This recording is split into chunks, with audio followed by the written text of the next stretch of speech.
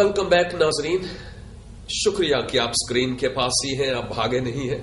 ہماری جو گفتگو تھی پروفیسر عنایت الدین صاحب کے دولت قدا پر، وہ گفتگو مزید جاری رہے گی اور پروفیسر صاحب ہمیں بتائیں گے کہ جہاں پر اساتذہ کی کمی تھی یا نہ ہونے کے برابر تھے، وہاں جو آپ کا شعبہ تھا، آپ کا فیلڈ تھا، یعنی جو بزنس اینڈ ایڈمنسٹریشن میں، وہاں پر کرسچن طلباء وہ بھی کافی ہوئے ہوں گے یا نہیں، یا کیا ریشو تھا؟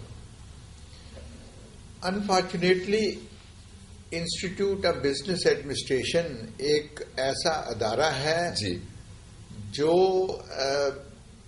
بہت چھانٹ کے میرٹ پر ایڈمیشن کرتا ہے. جی چاہے اس میں کوئی بہت ہی غریب طالب علم میری طرح کا کیوں نہ ہو، یا کوئی امیر وزیر کا بیٹا کیوں نہ ہو، جو بھی ہو، اگر وہ میرٹ پر ٹیسٹ کو کلیئر کرتا ہے، انٹرویو کو کلیئر کرتا ہے، تو وہ پھر اس میں داخل ہو سکتا ہے. سفارش نہیں چلے گی؟ سفارش نہیں چلتی. گڈ. تو جب میں نے اسٹوڈنٹ سے بات کی، میں نے ان کو بتایا جی کہ اگر 400 اسٹوڈنٹس ہم داخل کرتے ہیں ہر سال، تو اس میں 3-4 یا 1% تو کرسچن آ سکتے ہیں. جی جی. لیکن بچوں کو شاید شوق تو بہت ہے MBA کرنے کا، لیکن انہوں نے اس لیول کی تیاری نہیں کی، یا اس لیول کی ان کو گائیڈنس نہیں ملی، جس کی وجہ سے وہ آتے. جی. تو کسی سال تو ایسا بھی ہوا جی کہ 400 اسٹوڈنٹس میں سے ایک بھی مسیحی نہیں تھا. لیکن کسی سال یہ بھی ہوا کہ 2 3 بچے آ گئے، جس کا مجھے بہت فخر ہے کہ ایسے بچے. اور مجھے یہ بھی خوشی ہے کہ وہ بچے جنہوں نے IBA سے MBA کیا، جی، وہ بہت زیادہ اچھے لیول پر امریکہ میں یا پاکستان میں اچھے لیولز پر وہاں سروس کر رہے ہیں. Very good. اور بہت اچھی پرفارمنس ہے. تھینک یو ویری مچ.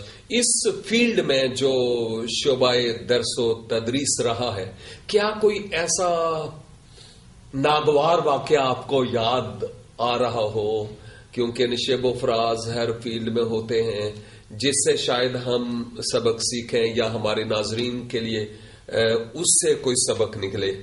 کوئی ایسا تجربہ یا خوشگوار؟ ویسے تو سارے خوشگوار تھے، لیکن دیکھیں، خوشگوار اور ناخوشگوار تو میں نہیں کہہ سکتا، لیکن چیلنجز بہت آئے. ہاں ٹھیک ہے. چیلنجز اس طرح کے آئے کہ IBA کی پہلے یہ پالیسی تھی جی کہ IBA چاہے کراچی میں طوفان آ جائے، کرفیو لگ جائے، یا زلزلے آ جائیں، یا کچھ بھی ہو، IBA بند نہیں ہوگا. اچھا، تو میں نے کرفیو والے دنوں میں جب کراچی میں کرفیو لگتا تھا، جی، تو میرے پاس ایک کرفیو پاس ہوتا تھا. ہمارے کیونکہ اسٹوڈنٹس ملٹری میں بھی ہوتے تھے، کوئی ایئر فورس کا اسکواڈرن لیڈر ہوتا تھا، کوئی کرنل ہوتا تھا جو ایوننگ میں بھی پڑھتے تھے، وہ ہمیں پاس لا دیتے تھے. تو میں IBA میں اپنی گاڑی چھوڑ کر IBA کی سرکاری گاڑی جس پہ گورنمنٹ کا نمبر پلیٹ ہوتا تھا وہ خود ڈرائیو کرتا تھا، اور ڈرائیو کر کے اس گاڑی کو میں ان علاقوں میں لے کے جاتا تھا جہاں کرفیو ہوتا تھا، لیکن کرفیو میں ہمارے IBA کا سٹاف رہتا تھا.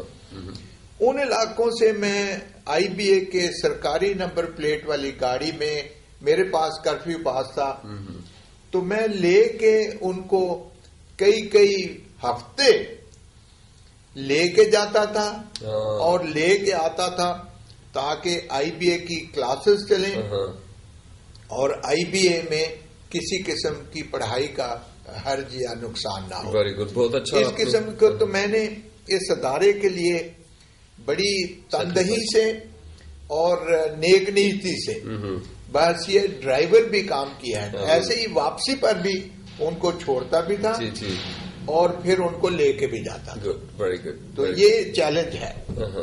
اس کے علاوہ ایک چیلنج اور جو مجھے یاد ہے جی، کہ جب ہم کراچی یونیورسٹی کا حصہ تھے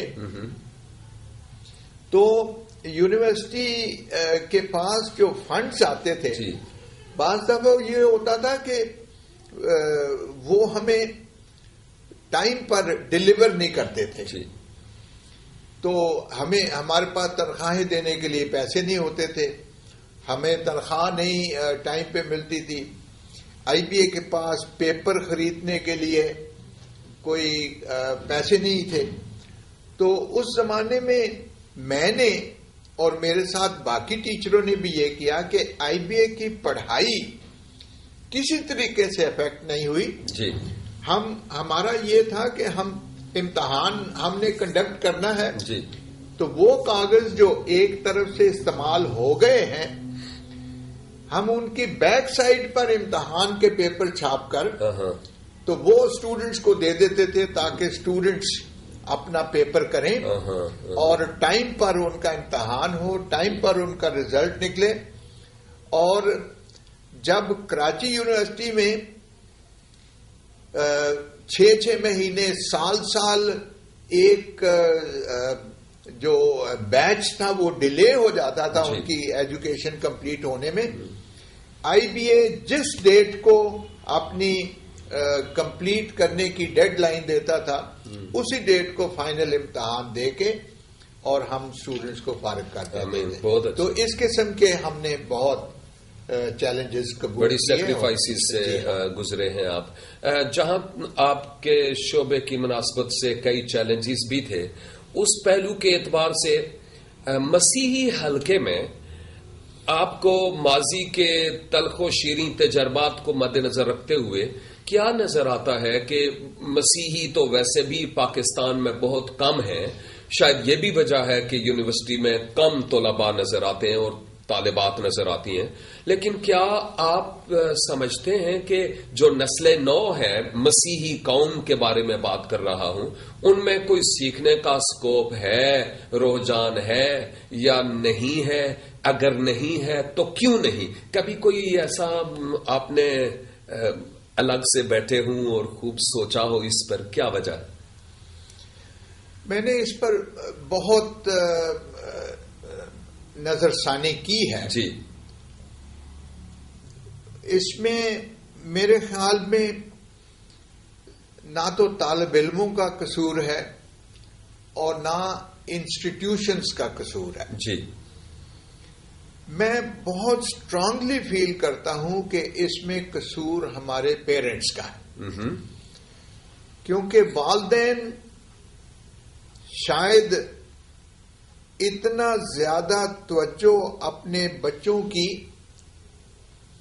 تعلیم اور تربیت پر نہیں دیتے. جی، والدین ان کو اسکول بھیجتے ہیں، کبھی وہ ٹیچر سے پوچھتے نہیں کہ یہ بچہ کیسا پرفارم کرتا ہے. وہ بچے کو کبھی یہ نہیں کہتے کہ دھیان سے پڑھو اور محنت سے اپنی پوزیشن بناؤ. فادی صاحب، میں بہت اسٹرانگلی بلیو کرتا ہوں کہ اگر اس معاشرے میں ہم اپنے دوسرے نان کرسچن کمپیٹیٹر سے بہتر خدمت نہیں کریں گے تو ہمارا کوئی مقام بنتا نہیں. اس لیے ہمارے سارے بچوں کو محنت کر کے اپنے کمپٹیشن میں دوسروں سے بہتر ہونے کی ضرورت ہے. اس کے لیے پیرنٹس کو بچوں پر زیادہ توجہ کرنے کی ضرورت ہے. اور بچے بچپن ہی سے یہ سیکھتے ہیں. اگر ماں باپ کا ان پر تھوڑا سا دھیان ہو اور اسکول میں دیکھیں کہ وہ پڑھائی میں کیسی پرفارمنس دکھا رہے ہیں تو میرے خیال میں پھر بچوں کا رجحان بہتر تعلیم کی طرف آئے گا. اس نسل نو کے لیے اور خاص کر کلیسیا کے جو فرزند ہیں، یعنی فرزندان کلیسا اور دختران کلیسا، ان کے لیے اگر کوئی خاص میسج آپ دینا چاہیں چند جملوں میں، جو بھلے کڑوی گولی ہو، سٹرانگ ہو، تاکہ جو نسل نو ہے وہ واقعی صحیح راہ راست پر آئے اور جو ہم ایکسپیکٹ کرتے ہیں ان سے وہ ویسے ہی کر پائے. میرا سب سے عمدہ مشورہ جو اپنی نئی نسل کے بچوں کو ہے جی، وہ حاجی صاحب یہ ہے کہ سنیے نوجوانوں، کلام جو ساری حکمت کا شروع جی، اور حکمت کا منبع اور ہر طرح کی دانائی سے پر ہے، جی، جب آپ اس کو پڑھیں گے تو نہ صرف ماں باپ کی فرمانبرداری بلکہ اپنی اپنی ذمہ داری کا احساس اور پھر کلیسیائی خدمت میں اپنا رول پلے کرنے کا جذبہ آپ میں پیدا ہوگا. جو لوگ کلام کی روشنی میں چلتے ہیں وہ اندھیرے میں نہیں رہتے، اور جو بچے کلام کی روشنی کو اپنے ساتھ رکھتے ہیں، کلام میں لکھا ہے کہ تیرا کلام میرے قدموں کے لیے چراغ ہے، میری راہ کے لیے روشنی ہے. اور یقیناً اگر ہم اس چراغ کی روشنی میں چلیں گے تو پھر نہ تو ہم ٹھوکر کھائیں گے بلکہ خداوند کی طرف سے سرفرازی اور حکمت اور دولت ہمیں ملے گی.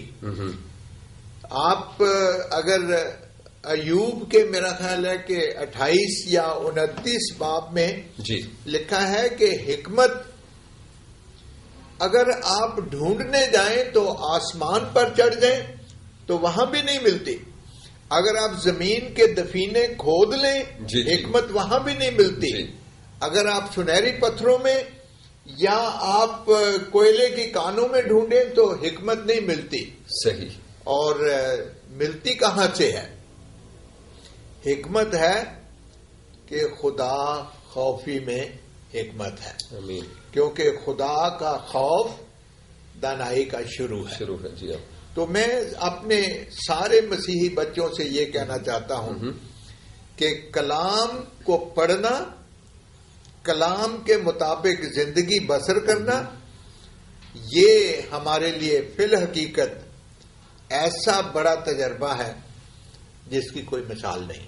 تھینک یو سو مچ. ہمارے جو بزرگ تجربہ کار ہیں اور ماہر تعلیم ہیں مختلف شعبوں میں، جنہوں نے مختلف مار کے مارے ہیں، ہمارے لیے یقیناً وہ قابل فخر ہے.